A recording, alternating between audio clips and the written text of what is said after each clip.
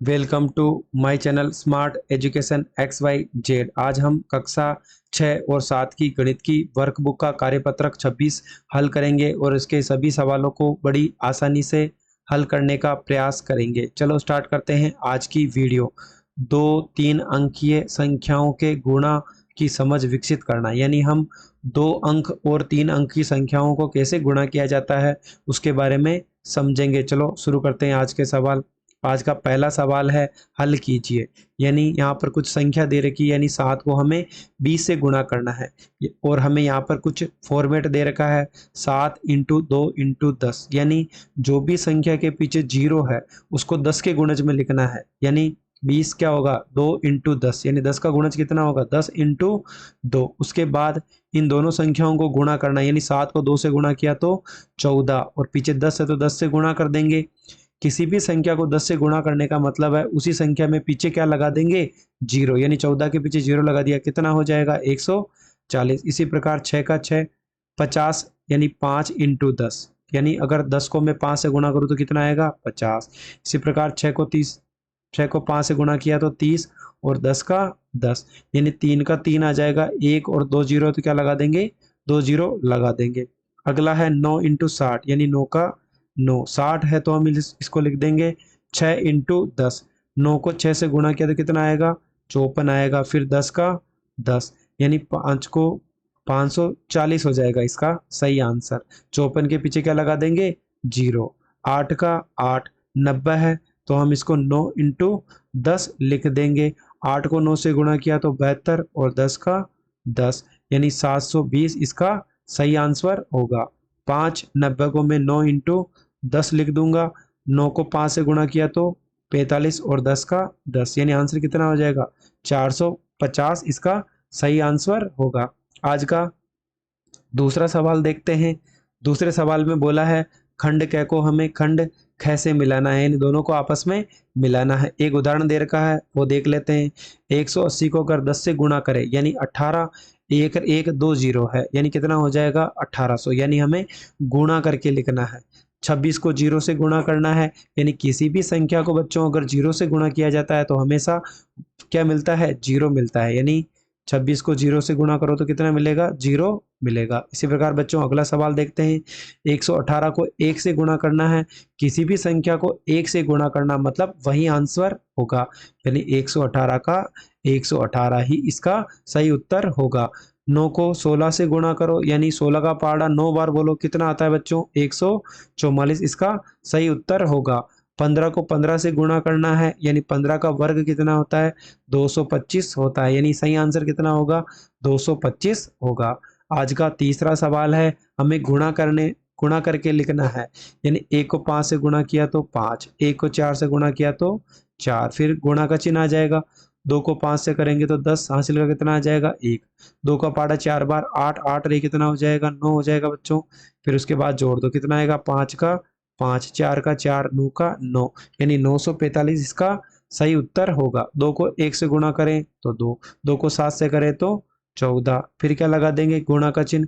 8 को 1 से गुणा किया तो 8, 8 को 7 से किया तो 56, यानी कितना हो जाएगा जोड़ कर लेते हैं। 2 का 2, 8 4 12, हासिल का 1, 6 2 8 और 5 का 5, यानी 5822 इसका सही उत्तर होगा। 2 को 5 से गुणा किया तो 10, हासिल का कितना आ जाएगा 1। 3 को 2 से किया तो 6, 6 1 7। 2 का पाड़ा 1 बार 2 आएगा, 1 का पाड़ा 5 बार 5, 1 का पाड़ा 3 बार 3, 1 का पाड़ा 1 बार 1। अब जोड़ लेते हैं, 0 का 0, 7 और 5 12, हासिल का 1, 3 और 2 5 और 1 6 और 1 का 1, यानी 1620 इसका सही उत्तर होगा। 3 को 0 से गुणा करो तो 0, 3 को 0 से किया तो 0, 3 का पाड़ा 5 बार, कितना आएगा 15, गुणा का चिन्ह। 1 को 0 से 0, 1 को 0 से 0, 5 को 1 से करोगे तो 5, यानी 0 0 5 और 6, यानी 6500 इसका सही उत्तर होगा। आज का अगला सवाल देखते हैं, चौथा। उदाहरण को समझकर छूटी हुई संख्याएं लिखिए। यानी 120 के जितने भी गुणज है 1 से लगाकर वो सभी हमें लिखने हैं। यानी 2 का भाग 120 में 2 कितनी बार जाता है 60 बार, यानी 60 इंटू 2 हो जाएगा। 1 का भाग 120 में 120 बार, यानी 120 इंटू 1 इसका उत्तर होगा। इसी प्रकार इसमें 3 का भाग जाता है, कितनी बार जाएगा? 40 बार, यानी 40 × 3 हो जाएगा। इसी प्रकार अगली संख्या है 4, 4 का भाग भी 120 में जाता है, कितनी बार जाता है? 30 बार, यानी 30 × 4 कितना हो जाएगा? 120। यहाँ पर कुछ संख्या दे रखी है जो हमें बतानी कि किससे गुणा करने पे 270 प्राप्त होता है। यानी 2 का भाग 270 में 2 कितनी बार जाएगा? 135 बार, यानी 135 को 2 से गुणा करें तो कितना मिलेगा? 270। 3 का भाग जाता है 270 में, चलो 3 का भाग 270 में 2 का कितना बार जाएगा? 3 नाम 27 और 0, यानी 90 को 3 से गुणा करने पे 370 यानी 270 मिलेगा। इसी प्रकार 270 में 5 का भाग दो, कितनी बार जाएगा? 5 × 25 और 5 चौक 20, यानी 54 को 5 से गुणा करो तो 270 मिलेगा। इसी प्रकार 0 से 0 कट गया, यानी कितना आ जाएगा? 27। 27 को भी 10 से गुणा करो तो 270 प्राप्त होगा। इसी प्रकार 320 है, सबसे पहले संख्या लेते हैं 2, 2 का भाग जाता है क्योंकि इकाई का कितना है? 0, 2 का भाग 2 कितनी बार जाएगा? 160 बार, यानी 160 × 2 हो जाएगा। इसी प्रकार 3 का भाग जाता नहीं, 4 का भाग देंगे, 4 का 4 × 32 और 0, यानी कितना हो जाएगा? 80 × 4 इसका सही उत्तर होगा। अगला है 5 है, चलो 5 का ले लेते हैं, 6 और 4 यानी 64 बार जाएगा। अगर मैं 64 को 5 से गुणा करूं तो कितना मिलेगा? 320 मिलेगा। इसी प्रकार 6 का भाग नहीं जाएगा, 7 का नहीं, 8 का जाएगा, 8 चौक 32 और 0 का 0, यानी 40 × 8 इसका सही उत्तर होगा। आज का अंतिम सवाल है, नीचे कुछ वस्तुओं के मूल्य दिए गए हैं, यानी बुक का मूल्य 30 रुपए है, ताले का मूल्य 40 रुपए है, जग का मूल्य 75 रुपए है, बाल्टी का मूल्य 120 रुपए है और एक गुड़िया है उसका मूल्य 100 रुपए है। यानी एक चीज खरीदोगे तो उसका एक का मूल्य दे रखा है। चलो कर लेते हैं इसको। 5 तालों की कीमत बतानी है, यानी 5 ताले हैं, एक ताले की कीमत कितनी है? 40 रुपए है, यानी कितना हो जाएगा? 5 को 4 से गुणा करो, कितना होगा? 20 और 0 का 0। 2 जग है, यानी 2 जग का मूल्य कितना है? यहाँ पर 75 रुपए है, यानी 75 का 2 गुना कितना होता है? 150, यानी 2 जगों की कीमत कितनी होगी? 150 रुपए। 3 बुक है, बुक का मूल्य कितना है? 30 रुपए है, कितना हो जाएगा?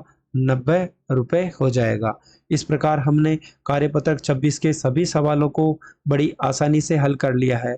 इसी प्रकार की वीडियो देखने के लिए हमारे चैनल स्मार्ट एजुकेशन XYZ को जरूर सब्सक्राइब करें ताकि आने वाले वीडियो का नोटिफिकेशन आपको समय पर प्राप्त हो सके। Good night.